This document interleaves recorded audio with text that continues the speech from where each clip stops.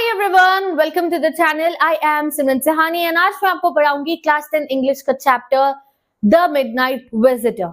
तो इस चैप्टर में हमारे तीन मेन कैरेक्टर है।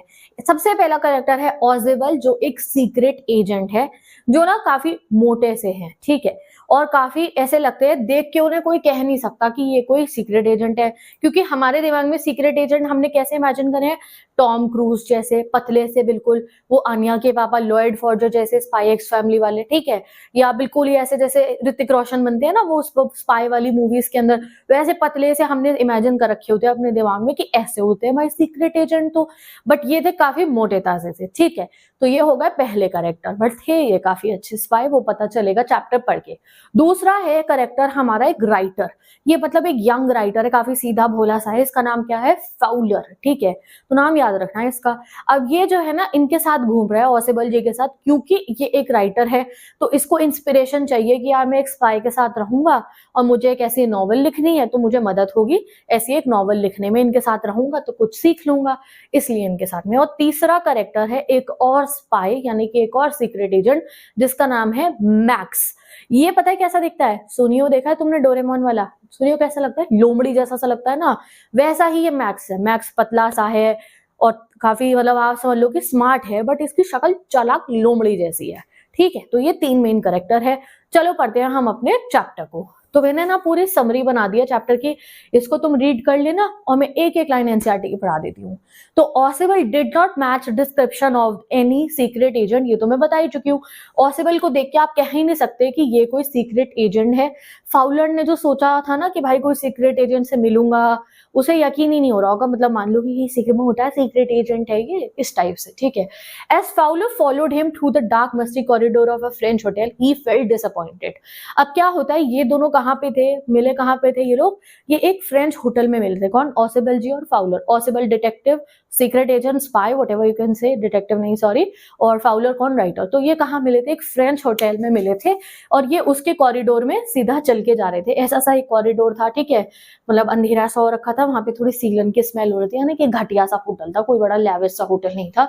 और इसमें फाउलर था, ये मोटू अंकल थे, इनके पीछे पीछे चल के ये फाउलर जा रहा था। कहीं ना कहीं मन में ये सोच रहा था क्या ही मुझे इंस्पिरेशन दे पाएंगे ये, ठीक है। सो ऑसिबल का जो रूम था वो कहाँ पे था, वो 6th फ्लोर पे था इस होटल रूम के, तो इन्हें चल के जाना था।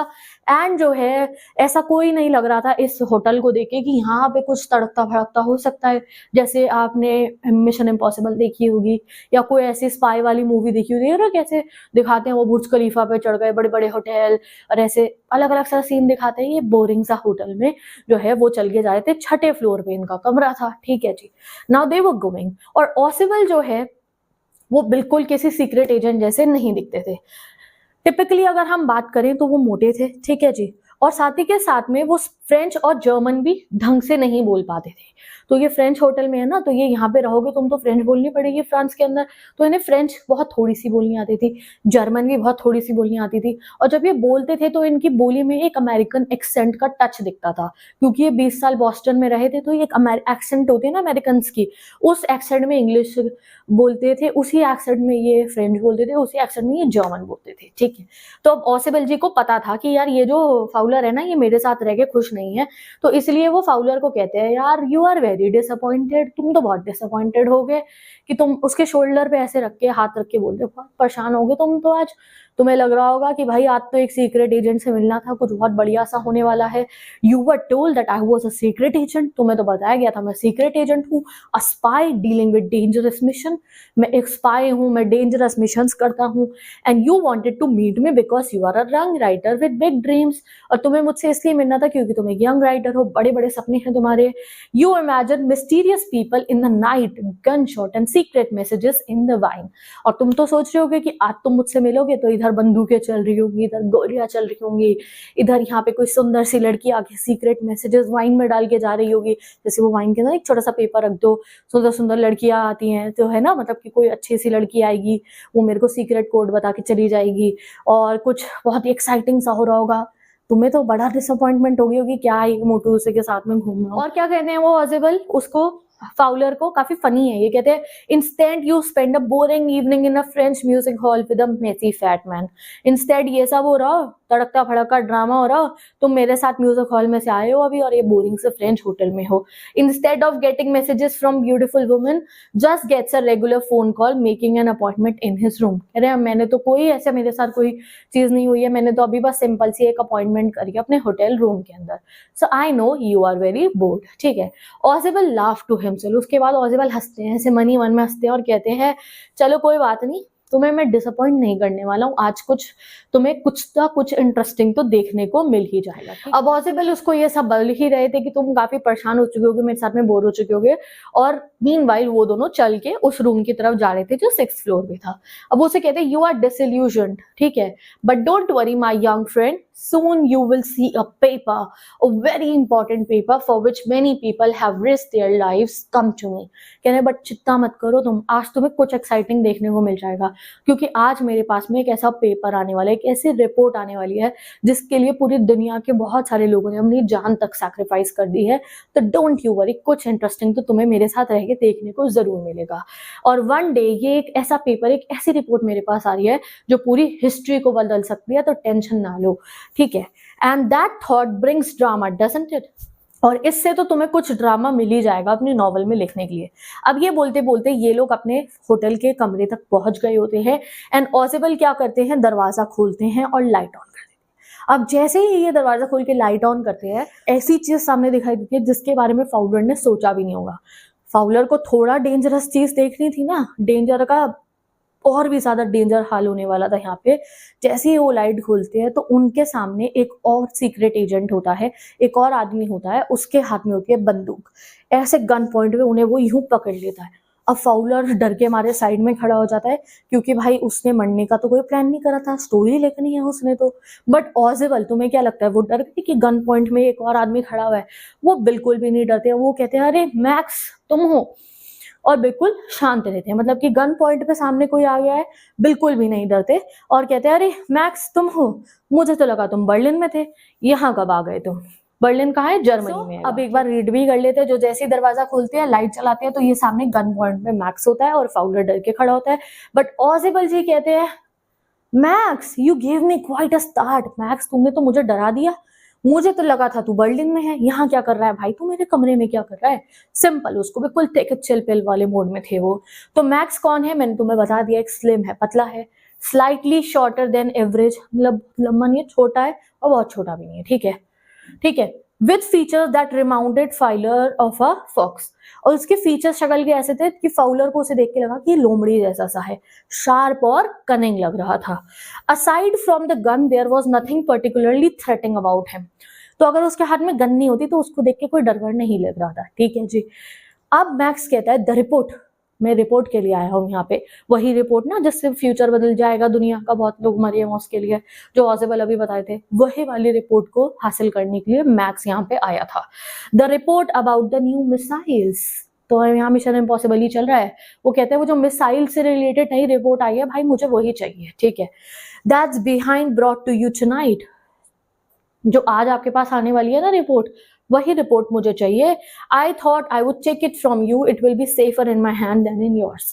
तो मैक्स कहता है अब मुझे वो रिपोर्ट आपसे चाहिए, ऑजिबल मेरे हाथ में ज्यादा सेफ रहेगी वो रिपोर्ट। तो हुआ क्या है, ये जो मैक्स है ये दूसरी सीक्रेट एजेंट होगा दूसरी कंपनी का, ऑजिबल दूसरे का है। अब ऑजिबल बिल्कुल नहीं डरते कि उनकी रिपोर्ट उनसे कोई छीन लेगा, गन पॉइंट पे मैक्स आ गया है। ऑजिबल एक आर्म चेयर यानी कि जो एक कुर्सी होती है कमरे के अंदर, उसको मूव करते हैं और उस पे जाके बैठ जाते हैं और गुस्से में कहते हैं I am going to raise the devil with the management this time. Devil with the management क्या हुआ, अब की बार ना खाट खड़ी कर दूंगा ये होटल के मैनेजमेंट वालों की, you can bet on it, देख लेना तुम, इनको ना सीधा कर दूंगा मैं होटल के मैनेजमेंट वालों को। दूसरी बार ऐसा हुआ है 1 महीने के अंदर कि मेरे कमरे के अंदर कोई बैल्कनी के थ्रू आ गया हो। गुस्से में ये बात बोलते हैं, ना कुछ सर ना पैर, क्या बोलने लगा है, अब बताऊंगा होटल वालों को, अब बहुत हद हो गई है, दूसरी बार मेरे कमरे के अंदर कोई आ गया है बैल्कनी के थ्रू। तो फाउलर जो है आंखें उसकी मुड़ जाती हैं रूम के अंदर जहां पे एक विंडो थी, and it was simple window now pressed against the dark night outside. तो एक कमरा जो था उनका उसके अंदर एक विंडो थी, ठीक है। तो फाउलर भी बाहर दिखता है, जैसे ही वो कहते हैं बैल्कनी से तुम आ गए हो मेरे कमरे के अंदर, दूसरी बार कोई आ गया है, और सब लोग उस विंडो से बाहर देखने लगते हैं। सो अब जब वो ये बात बोल देते हैं बैल्कनी, तो मैक्स कहते हैं बैल्कनी, बाहर बैल्कनी है तुम्हारे कमरे के? अरे यार मुझे तो पता ही नहीं था, मैं तो पास की से आया हूँ, मैंने इतनी मुश्किल से वो पास की ढूंढी थी। पास की क्या होता है, जैसे होटल के स्टाफ के पास एक ऐसी चाबी होती है जिससे हर कमरा खुल जाता है। तो वो कहता है अरे मुझे पता होता कि तुम्हारे कमरे में बैल्कनी है तो मैं बैल्कनी से ही आ जाता, मुझे इतनी मुशक्कत नहीं करनी पड़ती। तो वो कहते हैं कि ये एक पूरा अपार्टमेंट था हमारा होटल, तो 2 कमरे छोड़कर अगर आप उस कमरे से एंटर करोगे तो वहां से मेरी बैल्कनी का रास्ता आ जाता है। ओके, तो अभी अगर तुम्हें बिल्कुल भी समझ में नहीं आया होगा तो मैं तुम्हें एक बार बैल्कनी का ना पूरा सिनेरियो समझा देती हूँ। तो जैसे कि ये वो कहते हैं कि ये एक घर था, ठीक है, ये रूम नंबर 1 है था, ये रूम नंबर 2 था, और ये था इस घर का लिविंग रूम यानी कि ड्राइंग रूम जहाँ सब लोग बैठते हैं। तो यहाँ पे दरवाजा था, इससे बाहर निकल के ये बैल्कनी थी, ठीक है। बैल्कनी क्या होती है, यहाँ पे रेलिंग लगी होती है, बाहर से आपको आसमान दिख रहा होता है और नीचे आप देख सकते हो। तो कह रहा है ये लिविंग रूम के अंदर से बैल्कनी जा रही है और ये मेरे रूम तक खिंच रही है ये बैल्कनी। तो वो कहते हैं ये बैल्कनी मेरे रूम के बाहर तक जा रही है। अब इनके रूम से बैल्कनी में जाने के लिए कोई दरवाजा नहीं है, बस एक विंडो है इनके कमरे की, उसके बाहर से ये बैल्कनी है, ये वो एक्सप्लेन करते हैं। ऐसे ही होता है ना हमारे यहाँ पे अटैच जैसे बैल्कनी चल रही होती है बेडरूम तक की, ऐसे ही वो समझा देते हैं। कहते हैं मैंने मैनेजमेंट को बोला था कि बैल्कनी को ब्लॉक कर दो, कोई अंदर घुस आया था, अभी भी इन्होंने नहीं करी है ब्लॉक। चलो जी, ऐसी बात वो बोल देते हैं। तो इस तरीके से आप समझ जाओ, इस कमरे के बाहर उन्होंने कहा इस खिड़की से बाहर जाओ तो एक बैल्कनी है, ठीक है जी। आगे बढ़ते हैं अब हम। तो Max looked at Fowler who was standing stiffly near ऑजिबल। तो मैक्स ना फाउलर को देखता है और वो डर के मारे ही ऑजिबल के पास में खड़ा होता है। फाउलर कौन, हमारा राइटर। तो वो उसको कहता है अरे बैठ जाओ, खड़े क्यों हो, बैठ जाओ, क्यों डर रहे हो मेरे से, मैं तुम्हें कुछ कहूंगा थोड़ी। We have about an hour to wait, हमारे पे आधा घंटा हमें रुकना होगा। तो मतलब मैक्स को भी सारी इंफॉर्मेशन पता है कि रिपोर्ट आधे घंटे बाद आने वाली है। तो ऑजिबल कहते हैं नो 31 मिनट्स, यानी कि 31 मिनट बाद आएगी, 30 मिनट बाद रिपोर्ट नहीं आएगी। The appointment was for 12:30। I wish I know how you found out about the report max. और फिर ऑजिबल कहते हैं मुझे पता चल रहा है एक बार तुम्हें रिपोर्ट के बारे में कैसे पता चला। और वो जो मैक्स था स्मॉल स्पाई, यानी कि वो शैतान सा जो दिखता था लोमड़ी जैसे, वो कहता है एंड हम लोग ये चाहते हैं कि हमें पता चला तुम्हारे लोगों को ये रिपोर्ट के बारे में कैसे पता चला। So basically they are the 2 secret agent, दोनों अलग अलग कंपनीज के हैं, जैसे मिशन इम्पॉसिबल में दिखाते हैं ना वैसे ही। अब वो दोनों ये हैरान है कि दोनों को कैसे रिपोर्ट के बारे में पता चला, ठीक है। फिर मैक्स कहते हैं but no harm has been done, I will get it back tonight. अब भी कोई दिक्कत नहीं हुई है, जैसी रिपोर्ट आएगी तो वो उसे धमकाता है कि मैं ये लेकर चला जाऊंगा। अब सडनली क्या होता है, मैक्स बोलता है कौन है कौन है, दरवाजे पे कौन है। अब दरवाजे पे कौन है वो इसलिए बोलता है क्योंकि जो होटल का रूम था उसके दरवाजे पे एकदम से नॉक नॉक होती है, यानी कि कमरे में कोई आने वाला था, वो नॉक करता है। अब जैसे ही नॉक होता है तो बहुत डर जाता है, कौन, हमारा मैक्स भी। और Fowler is startled by the knock at the door. Fowler भी बहुत डर जाता है कि अरे भाई और कौन आ गया, पता चले और लोग आ गए मारने पीटने। तो ऑजिबल इस समय बिल्कुल काम रहते हैं, बिल्कुल शांत रहते हैं और कहते हैं पुलिस आई है, मैंने पुलिस को बुलाया था एक्स्ट्रा प्रोटेक्शन के लिए, जिससे कि मुझे पता रहे इतनी इंपॉर्टेंट रिपोर्ट आ रही है, तो पुलिस को मैंने पहले से बुला रखा था। तो अब मैक्स बहुत नर्वस हो जाता है कि पुलिस आ रही है तो मेरा बंदूक खड़े होने का भी क्या फायदा, ये तो मुझे अरेस्ट कर ही लेगी। तो मैक्स कहता है, बहुत नर्वस हो जाता है और कहता है, तो अब मैक्स जो है ऑजिबल से पूछता है अब आप क्या करोगे, अब आप क्या करोगे। तो वो कहता है मैं तो कुछ भी नहीं करूंगा। ऑजिबल कहता है मैं तो बैठा हूँ, मैं तो कुछ भी नहीं कर रहा। पुलिस अगर मैं दरवाजा नहीं खोलूंगा तो अपने आप आ जाएगी, क्योंकि दरवाजा लॉक नहीं है, लॉक भी होगा तो तोड़ के आ जाएगी, वो आएगी ही आएगी अंदर। तो मैं तो कुछ भी नहीं कह रहा, मैं तो देखो बैठा हुआ हूँ। तो मैक्स कहता है अच्छा एक काम करो, मैक्स को बहुत गुस्सा आता है कि पुलिस आने वाली है। तो Max gets angry and back towards the window. Max गुस्से में आके ऐसे विंडो की तरफ जाता है, ऐसे पीछे होके, और कहता है कि एक काम कर रहा हूं मैं, ऐसे गन पॉइंट पे रखता है, मैं यहाँ बैल्कनी में खड़ा हो रहा हूँ 2 मिनट जाके, तुम पुलिस को बोलो कि वो यहाँ से चले जाए, उनकी कोई जरूरत नहीं है। और ऐसे गन पॉइंट पे ही उन्हें रखता है। अब दोबारा नॉक तेज होने लगती है दरवाजे पे, तो मैक्स अपना पैर विंडो से बाहर निकालता है और जो है बैल्कनी में चला जाता है, बाहर चला जाता है विंडो से, ठीक है। अब जैसे ही मैक्स बाहर जाता है तो दरवाजा खुलता है। दरवाजा जैसे ही खुलता है तो उनके सामने कौन आ जाता है, जैसे ही दरवाजा खुलता है उनके सामने एक वेटर आता है जिसका नाम था हेनरी, वाइन लेके और कुछ खाने की चीज लेके। अब उसे देखकर फाउलर एकदम से डर जाता है। ऑजिबल जी अभी भी चुप बैठे हैं। फाउलर डर जाता है, सर पुलिस कहाँ है, पुलिस कहाँ है, पुलिस क्यों नहीं आई अभी तक, यहाँ तो वेटर है, आप तो कहते पुलिस आएगी। तो ऑजिबल कहते हैं नहीं नहीं कोई पुलिस नहीं आने वाली थी, ये तो हेनरी नहीं आना था, मैंने उसको अपॉइंटमेंट दी थी ना, अभी कहा था कि खाना ले आइयो हमारे लिए और वाइन ले आइयो, और बस यही आया। तो फाउलर डर के कहते हैं वो मैक्स, वो जो बाहर है, वो जो बैल्कनी में खड़ा है, उसका क्या होगा? वो कहते हैं don't you worry, there is no balcony, तुम्हें डरने की जरूरत नहीं है, कोई बैल्कनी है ही नहीं। एंड एक चीज मैंने नहीं बताई थी जिसे तुम्हें पता ना चले, तुम इतने समझदार हो, कि जैसे ही विंडो से बाहर पैर रखता है मैक्स, तो एक बहुत जोर की चिल्लाने की, श्रिली चीखने की आवाज आती है। तो वो चीखने की आवाज किसकी थी? वो थी आवाज मैक्स की, क्योंकि बाहर कोई बैल्कनी थी ही नहीं। तो मैक्स जैसे ही बाहर जाने की कोशिश करता है, वो सीधा छठे फ्लोर से नीचे गिर जाता है, शायद मर ही गया होगा छठे फ्लोर से नीचे गिर के, तो बच भी गया हो तो पता नहीं क्या ही होगा उसके साथ में। बट हाँ, ऑसिबल जी ने बिना कुछ करे अपनी चेयर पे बैठे बैठे उस गन वाले मैक्स को, उस जिसके हाथ के अंदर गन भी थी, बिना कोई मुक्के मारे, बिना कोई हाथ पैर चलाए, बिना कोई कुछ करे, अपने सिर्फ दिमाग से और अपनी बातों से उसको हरा दिया। एंड दैट्स हाउ ये चैप्टर आपका कंप्लीट होता है। तो यहाँ पे हमारे को स्टोरी से क्या पता चलता है कि जो अपीयरेंस होती है ना, यानी कि जो शक्ल होती है, हमें उस पे नहीं जाना चाहिए।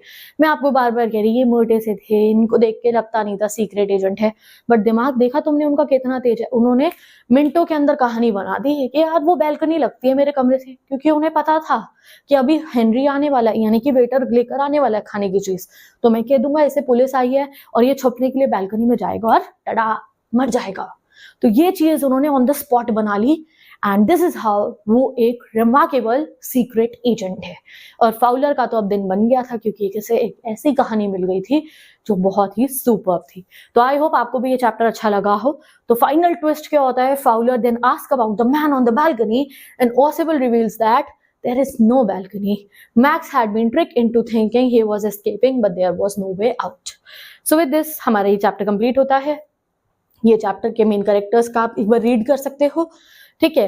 और फिर ये हमारे फाउलर आ गया, मैक्स आ गया, एंड ये है हमारी थीम इस चैप्टर की कि हमें अपीयरेंसेस पे नहीं जाना चाहिए। अपीयरेंस और रियलिटी कई बार वेरी कर सकती है। अगर वो मोटे ताजे दिखते हैं, सीक्रेट एजेंट जैसे स्टाइल नहीं है उनका, तो इसका मतलब ये नहीं है वो सीक्रेट एजेंट है। एंड यही इसकी मेन थीम है। बाकी ये सब चीजें तो मैं आपको क्वेश्चन आंसर्स में भी कराने वाली हूँ। तो with this let's end this video. यहाँ से आपको चैप्टर का डिटेल एक्सप्लेनेशन पता चल गया। देखो मैंने डायलॉग्स भी पढ़ा दिए आपको, क्योंकि कई बार ये डायलॉग एग्जाम में आ जाते हैं और डिटेल इन डेप्थ स्टडी के लिए डायलॉग्स भी पढ़ने होते हैं। एंड मैंने आपको पूरा चैप्टर पढ़ा दिया। अब आप इसके इंपॉर्टेंट क्वेश्चन प्रैक्टिस करो। मैंने डिस्क्रिप्शन बॉक्स में लिंक्स लगा दिए इंपॉर्टेंट क्वेश्चन की सीरीज के, एंड इसके स्टडी मटेरियल यानी कि note, summary, short, long question के लिए इंस्टाग्राम ID गिवन है, वहां से जाके वो डाउनलोड कर सकते हो। So bye bye, take care and best of.